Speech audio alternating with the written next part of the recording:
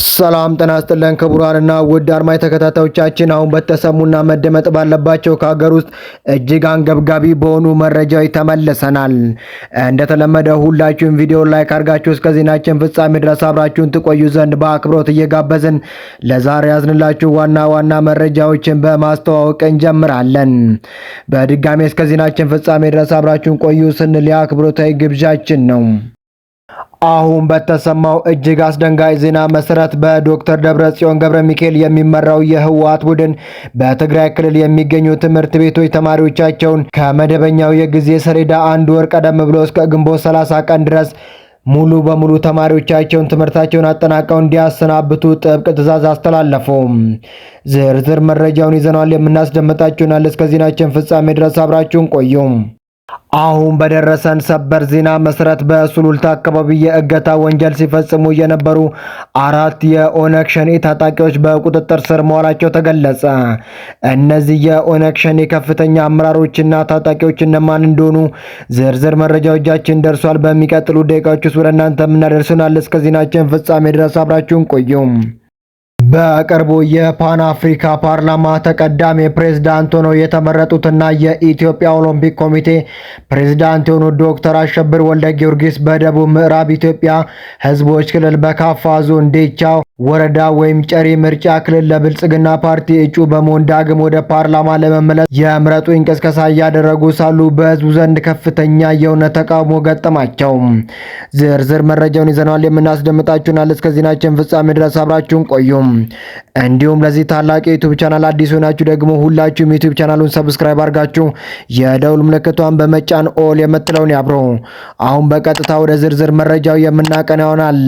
በቅርቡ የፓንዳ የአፍሪካ ፓርላማ ተቀዳሚ ፕሬዝዳንት ሆነው የተመረጡትና የኢትዮጵያ ኦሎምፒክ ኮሚቴ ፕሬዝዳንት የሆኑት ዶክተር አሸብር ወልደ ጊዮርጊስ በደቡብ ምዕራብ ኢትዮጵያ ሕዝቦች ክልል በከፋ ዞን ዲቻ ወረዳ ወይም ጨሪ ምርጫ ክልል ለብልጽግና ፓርቲ እጩ በመሆን ዳግም ወደ ፓርላማ ለመመለስ የምረጡኝ ቅስቀሳ እያደረጉ ይገኛሉ። በምረጡኝ መድረኩ ላይ የዞንና የወረዳ ከፍተኛ አመራሮች የተገኙበት ሲሆን ከፍተኛ ቁጥር ያላቸው ህዝብም ለድጋፍ መውጣቱን በዜናው ላይ ተገለጸ። ይሁን እንጂ ይህ ለፓርላማ ወንበር የሚደረግ እሽቅድምድምና የደጋፊዎች ሰልፍ ግለሰቡ ለህግ የበላይነትና ለህዝብ ፍላጎት የሌላቸውን ፍጹም ንቀትና ግዴለሽነት በፖለቲካ ሽፋን ለመሸፈን የሚያደርጉት ድራማ መሆኑ በብዙዎች ዘንድ በሰፊ ቁጣ እየተቀሰቀሰ ይገኛል። በብዙዎች ዘንድ በሰፊው እየተተቸ ይገኛል። ዶክተር አሸብር ላለፉት 2 አስርት ዓመታት በሀገሪቱ የስፖርት ዘርፍ በተለይም በኦሎምፒክ ኮሚቴ ውስጥ በነበራቸው ቆይታ በተደጋጋሚ በአምባገነናዊ አሰራር፣ በሙስና ስምሪትና በስልጣን ሙጥኝነት ሲወቀሱ የቆዩ ግለሰብ ናቸው። በተለይም በስፖርቱ ዘርፍ በደረሰው ተከታታይ ውድቀቶች ሳቢያ መላው የኢትዮጵያ ህዝብ ታዋቂ አትሌቶችና የስፖርት አፍቃሪያን በከፍተኛ ድምፅ ስልጣናቸውን እንዲለቁ ተጠያቂ እንዲሆኑ በተደጋጋሚ ቢጠይቁም ግለሰቡ የህዝብን ሮሮና የሀገሪቱን የስፖርት ህጎችን መመሪያዎች ሙሉ በሙሉ ወደ ጎን በመተው በስልጣን ኮርቻ ላይ ለመቀጠል መርጠዋል። ይህ አሁን የሚያደርጉት የፓርላማ የምርጫ ቀስቀሳ የህዝቡን እውነተኛ ወኪል ለመሆን ሳይሆን የፖለቲካ ከለላና ያለመከሰስ መብት በማግኘት በህዝብ ላይ የጫኑትን ተጽዕኖ ለማስቀጠልና ከህግ ተጠያቂነት ለማምለጥ የሚጠቀሙበት የተለመደ ስልታቸው እንደሆነ በግልጽ ይታያል። የህዝብን እውነተኛ ስሜትና ፍላጎት እየረገጡ በፓርቲ ስምና ባለስልጣናት ድጋፍ በመድረኩ ህዝባዊ ተቀባይነት እንዳላቸው አድርገው ለማሳየት በመሞከራቸው ለህግ የበላይነት ለኢትዮጵያ ህዝብ ክብር የሌላቸው ፍጹም ንቀት የሚያሳይ ግልጽ ምክንያት ሆኖ ታይቷል። በአሁኑ ሰዓት ህወሓት በትግራይ ክልል ትምህርት ቤቶች ከመደበኛው ጊዜ ቀድመው እንዲዘጉ ማዘዙ ተገለጸ። በዶክተር ደብረጽዮን ገብረ ሚካኤል የሚመራው የህወሓት ቡድን በትግራይ ክልል የሚገኙ ትምህርት ቤቶች ከመደበኛው ጊዜ ሰሌዳ አንድ ወር ቀድመው እስከ ግንቦት 30 ቀን ድረስ ሙሉ በሙሉ እንዲዘጉ መመሪያ ማስተላለፉ ተነገረ። የክልሉ ትምህርት ቢሮ ባደረገው ትዕዛዝ መሰረት ትምህርት ቤቶች ተማሪዎቻቸውን በአስቸኳይ ፈትነው እንዲያሰናብቱ ጥብቅ ማሳሰቢያ መድረሳቸውንም አስታወቁ። ይህ ውሳኔ የተላለፈው ክልሉ ከፍተኛ የፖለቲካና የውትድርና ውጥረት ውስጥ ባለበት ወቅት ሲሆን ቡድኑ በሰኔ ወር አዲስ ጦርነት ለመክፈት ማቀዱንና የአስቸኳይ ጊዜ አዋጅ ለማወጅ እየተዘጋጀ መሆኑን የሚዲያ ምንጮች እየገለጹ ይገኛሉ። ይሁን እንጂ ድንገተኛ ድንገተኛው የትምህርት መዘጋት ውሳኔና በክልሉ እየተካሄደ ያለው የኃይል ማሰባሰብ ስራ በነዋሪዎችና በወላጆች ዘንድ ከፍተኛ የግጭት ስጋት መፍጠሩ እየተነገረ ይገኛል።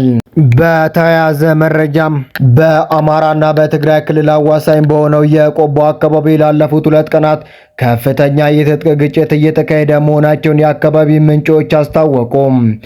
ይህ በሰሜን የአገሪቱ ክፍል እየተቀሰቀሰ ያለው ወታደራዊ ፍልሚያ በደቡብ ምዕራብ ኦሮሚያ ኢሉባቦር ዞንም በተመሳሳይ ቀናት ከቀጠለው የትጥቅ ግጭት ጋር የተናበበ መልክ ያለው መሆኑን በሀገሪቱ አጠቃላይ ሰላምና መረጋጋት ላይ አዲስ የክሪቲካል ስጋት ጥላ ጥሏል።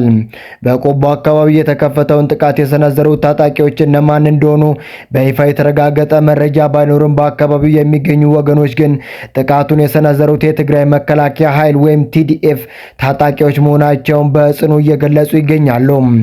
ይህ የቆቦ ግጭት በድንገት የተከሰተ ሳይሆን ከሰሞኑ የቲዲኤፍ ቃል አቀባይ የሆኑ ኮሎኔል ገብረ ጻዲቅ ከሰጡት ጠንካራና ተዋጊ መልእክት ጋር በቀጥታ እየተያዘ መሆኑን ተንታኞች እያነሱ ይገኛሉ። ኮሎኔል ገብረ ጻዲቅ በቅርቡ በሰጡት ቃለ ምልልስ ላይ በትግራይና በፌዴራል መንግስቱ መካከል ያለው የትጥቅ መፍታት ሂደቱ በሚደናቀፍ መልኩ መሬት ላይ ያለውን ሰብአዊ ቀውስ በማንሳት እንዲህ ብለው ነበረ። በየቀኑ የሚገደል፣ በከበባ የሚራብ፣ ደሞዝ የሚከለከልና ነዳጅ የሚከለከል ህዝብ ሀዘን ትጥቅ ፍቱ ቢሉም እሺ አንለም፣ ፈጽሞ የሚሆን አይደለም። አሁንም ቢሆን ልብ አድርገው ጥያቄዎቻችንን ቢመልሱልን ይሻላችኋል። ከዚህም በዘለለ መሬታችሁን አንመልስም፣ ተፈናቃዮችን አንመልስም፣ በረሃብ ሙቱ፣ እናጠፋችኋለን ወዘተ የሚሉ ከሆነ ግን ራሳችንን ለመከላከል እንገደዳለን። አሁን ግን ውጤቱ እንደ 2013 ዓ.ም ላይሆን ይችላል።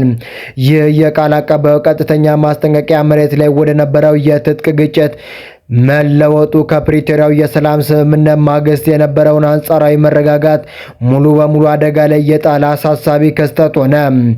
የቲዲኤፍ መዋቅር ጥያቄዎቹ ካልተመለሱ ራሱን ለመከላከል ኃይል ለመጠቀም ዝግጁ መሆኑን ማሳየቱ የቀድሞ አውዳሚ ጦርነት ትዝታን በንጹሃን ዜጎች ዘንድ ዳግም ቀሰቀሰ። በሌላ በኩል ከሰሜኑ ጦርነት ጋር በተናበበ መልኩ በኦሮሚያ ክልል ኢሉባቦር ዞንም ላለፉት 2 ቀናት በትጥቅ ቡድኖች እና በጸጥታ ኃይሎች መካከል ከባድ ግጭት እየተካሄደ መሆኑ ታውቋል። ይህንኑ አጀንዳ በአካባቢው ባለው የኮሙኒኬሽን መቆራረጥና የደህንነት ስጋት ምክንያት በግጭቱ የደረሰው ሰብአዊና ቁሳዊ የጉዳት መጠን እስካሁን በውል ለማወቅ አልተቻለም። የፖለቲካና የደህንነት ታዛቢዎች እንደሚሉት በአገሪቱ 2 የተለያዩ አቅጣጫዎች በሰሜንና ደቡብ ምዕራብ በተመሳሳይ ጊዜ እንደዚህ ያለ የትጥቅ ግጭት መባባሳቸው የሀገሪቱ መከላከያ ኃይል ትኩረት ለመከፋፈል ታስቦ የተደረገ ስትራቴጂክ አካሄድ ሊሆን እንደሚችል እየተገመተ ይገኛል። ከተለያዩ ክልሎች መንግስትም ሆነ ከፌዴራል መንግስቱ የደህንነት መዋቅር እስካሁን የተሰጠ ግልጽ መግለጫ የሌለ ቢሆንም ይፋዊ ዝምታቸው መሬት ላይ ያለውን ስጋት እና የተዛቡ መረጃዎችን መስፋፋትን ይበልጥ እያወሳሰበ እንደሚገኝ እየተገለጸ ይገኛል። አሁን በተሰማው ሰበር ዜና መሰረት በሱሉልታ የእገታ ወንጀል ሲፈጽሙ የነበሩ 4 ግለሰቦች በእስራት መቀጣታቸው ተገለጸ። ግለሰቦቹም አቶ አዲሱ ነጋሽ፣ አቶ ድሮ ተሾመ፣ አቶ ደጀኔ ተስፋ፣ ቶላ አለሙ የተባሉ 4 ወጣቶች ነዋሪነታቸው በኦሮሚያ ክልል ሰሜን ሸዋ ዞን ሱሉልታ ወረዳ ኑኑ ሳዮ ቀበሌ ሲሆን ወጣቶቹ በአካባቢያቸው የሚታወቁ የተለያዩ ስራዎችን በመስራት ሲሆን በመዝናኛ ስፍራዎችም ሆነ በተለያዩ ቦታዎች የማይነጣጠሉ ጓደኛሞች መሆናቸው የወረዳው ፖሊስ ጽሕፈት ቤት የወንጀል ምርመራ ኃላፊ ክፍል ረዳት ኢንስፔክተር ሙሉ ጉደታ ተናገሩ። ከቅርብ ጊዜ ወዲህ ግን የተለየና የተለወጠ እንቅስቃሴ በአካባቢው ያሳዩ እንደነበርም ይገለጻል። ወጣቶቹ በአካባቢው በማህበረሰብ ውስጥ ትዝብት ውስጥ ወድቀው ባሉበት ወቅት ጥር 5 ቀን 2018 ዓ.ም ምሽት አለጌ ሰዩ በተባለ ስፍራ ያልተፈቀደ የጦር መሳሪያ በመታጠቅ በአካባቢው ነዋሪ የሆኑ 4 ግለሰቦችን አግተው በመውሰድ ከ100 እስከ 200 ሺህ ብር ድረስ ቤተሰቦቻቸውን እንዲያመጡ በማስገደድም ቆይተዋል። ከጥቅምት 21 እስከ ጥር 5 ቀን 2018 ዓ.ም ድረስ በዚሁ አካባቢ ለ4 ወራት የእገታ ወንጀል ሲፈጽሙ በመቆየት ገንዘብ ቤተሰቦቻቸውን ጠይቀው የሰጡትን ሲለቁ መክፈል አልችልም ያሉትን ደግሞ ልጆቻቸውን ጭምር በማገት ተደራራቢ ወንጀል ሲፈጽሙ እንደነበር በማስረጃ ተረጋገጠ። ወጣቶቹ አንድ ግለሰብን አግተው በመውሰድ ለወራት ባዘጋጁት ስፍራ በማስቀመጥ ካቆዩ በኋላ 200 ሺህ ብር እንዲያመጣ ጠይቀው የለኝም በማለቱ እሱን በመልቀቅ በእርሱ ፋንታ ልጁን አግተው በመውሰድ 300 ሺህ ብር ተቀብለዋል። የተቋቋመው የጸጥታ ግብረ ኃይል ሙሉ መረጃ ከደረሰው በኋላ ባደረገው ክትትል አራቱንም ግለሰቦች በቁጥጥር ስር ያውላል። ፖሊስም አስፈላጊውን ማጣራት ካደረገ በኋላ የምርመራ መዝገቡን አጠናቆ ለአቃቤ ሕግ ይልካል። አቃቤ ሕግም 6 ክሶችን ይመሰርትባቸዋል። ክሱን የተከታተለው የሰሜን ሸዋ ዞን ከፍተኛ ፍርድ ቤት አራቱን ተከሳሾች በሰላማዊ ሰው መሃል ገብተው ህገወጥ የጦር መሳሪያ ታጥቀው ጨለማን ተገን በማድረግ ከፍተኛ የውንብድና ተግባር በመፈጸማቸው ግንቦት 8 ቀን 2018 ዓ.ም በዋለው ችሎት እያንዳንዳቸውን በ18 ዓመት ጽኑ እስራት እንዲቀጡ የወሰነባቸው መሆኑን ረዳት ኢንስፔክተር ሙሉ ጉደታ ጨምረው ለጣቢያችን አስታወቁ።